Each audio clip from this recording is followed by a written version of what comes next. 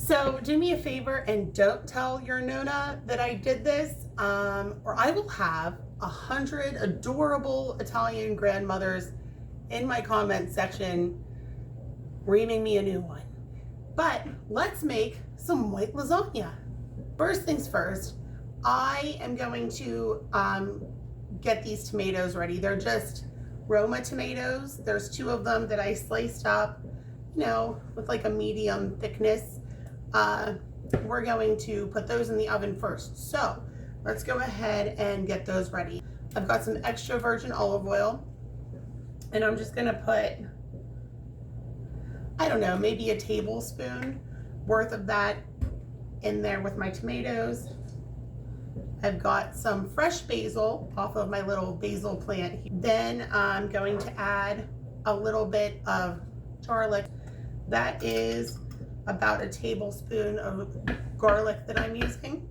Probably about a teaspoon of Italian seasoning. I just want, like, you know, a good coating of it on there. Salt and pepper. And about a teaspoon of salt. I've got my little spatula, we'll do with that. Probably not the best option, but if you can't hear it, my dishwasher is running, and so is my washing machine, so everything's in there getting cleaned. Once I feel like everything is well coated, I'm just gonna stick it on a cookie sheet. I'm gonna arrange them so that they're in a single layer. I just dropped something on the floor, I don't know what the fuck it was. So I'm just gonna pop them in an oven on 350 for like 5-7 minutes, something like that.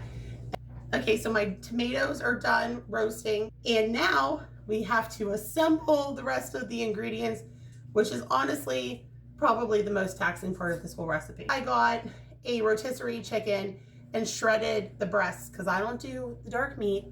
It's greasy. I don't like it. I'm sorry. So I shredded some chicken breast. To the chicken breast, I'm going to add just under a pound of broccoli crowns that I have blanched and then of course drained so that they wouldn't be super watery. Also, some bacon that I've cooked up. It's a pound of bacon. This recipe goes pretty far. So what I did was I cooked it and then I just broke it into smaller pieces. This is my favorite store-bought brand of Alfredo sauce. If I wanted to make it, you know, myself, homemade, I could. Where the fuck did I put my wooden spoon? It was in the pan that I used to cook my broccoli. Give it a really good mix. Let's add some seasoning to it. I'm just going to throw in a little Italian seasoning, a little pepper. I get a container of whole milk ricotta. If you wanted to do skim or partially skim or whatever, that's fine. If you want to make your taste buds cry. I like it this way. Mozzarella. I know I could make my own. I know that it takes like no time at all. And I know that this mozzarella is never going to be as good as stuff that you make at home with love and care. However, I don't always think of these things in advance. I can't begin to tell you how much of this I use, except for that I just handful it out until I feel like it's enough. So that's, you know, 1, 2, 3. I feel like that'll be good. We'll find out. To this, again, Italians. If you're new to this channel, you really got to get used to not knowing how much I'm putting in a recipe. You just gotta guess right along with me. That was probably about a teaspoon of garlic powder, pepper, salt, and just a few crushed basil leaves. I should probably add that prior to this, I went ahead and cooked my lasagna noodles to just about al dente. So everything is mixed, ready to assemble. I've got my Pyrex pan. This is a 9x13. I'm not going to lie. The amount of ingredients that I have here is probably going to make another small lasagna, which I designed because my oldest son does not eat ricotta, and I refuse to leave it out of mine. Now that your space is fully cluttered, you can go ahead and start putting everything in your pan. I don't grease my pan. It doesn't ever stick, so it's fine. I take a few scoops of my sauce mixture and do a thin layer of that on the bottom. And once I've got that going, I go ahead and just layer my noodles. A lot of times I'll take my noodles like straight from the pot they were boiling in and start putting them together. This time, for the sake of my hands, I let them cool off first. But I've got like restaurant hands, so like I stopped feeling that much heat a really long time ago. Here's my handy dandy kitchen shears. I knew you were waiting for them to make another appearance.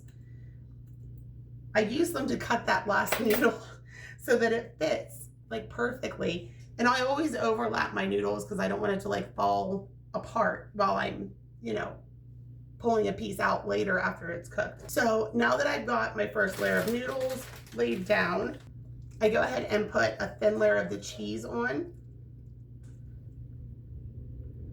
And honestly, like spreading ricotta is such a freaking bitch. I don't worry about making sure that it's even or anything like that. I just get it on there.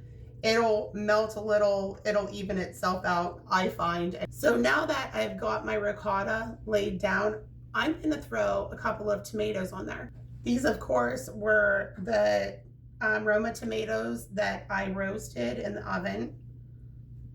Starting from the opposite end, I'm going to go ahead and lay my noodles down. I feel like, and I'm probably not the only person that does this, but I don't know what other people are doing in their kitchens. If you start at the other end, it's not as likely for that little guy we put at the this end of it, that section is gonna like fall apart. So because this isn't a terribly tall pan, again, it's not really meant for lasagna, I can't get a ton of layers. So in a pan that you can get a ton of layers, this is probably not going to be, you know, enough for 2 lasagnas.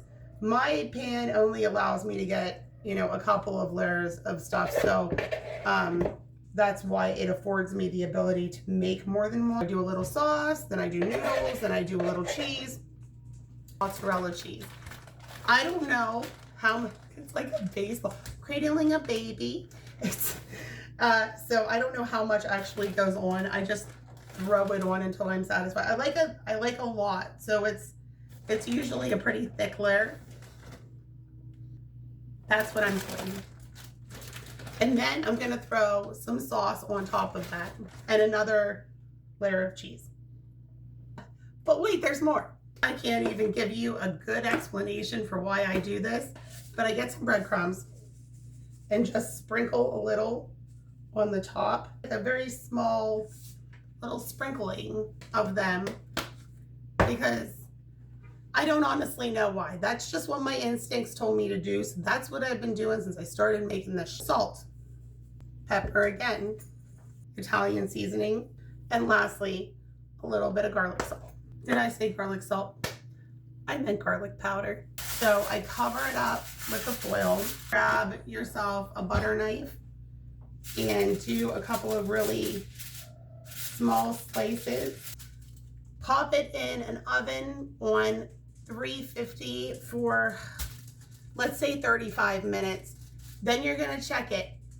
If it looks like the cheese on top is starting to melt a little, things are starting to look a little bubbly, like the sauce and stuff, then you can take off the foil, cook it for another few minutes until it's bubbling really good and the cheese is totally melted. By that when it's done. This is how she looks fresh out of the oven.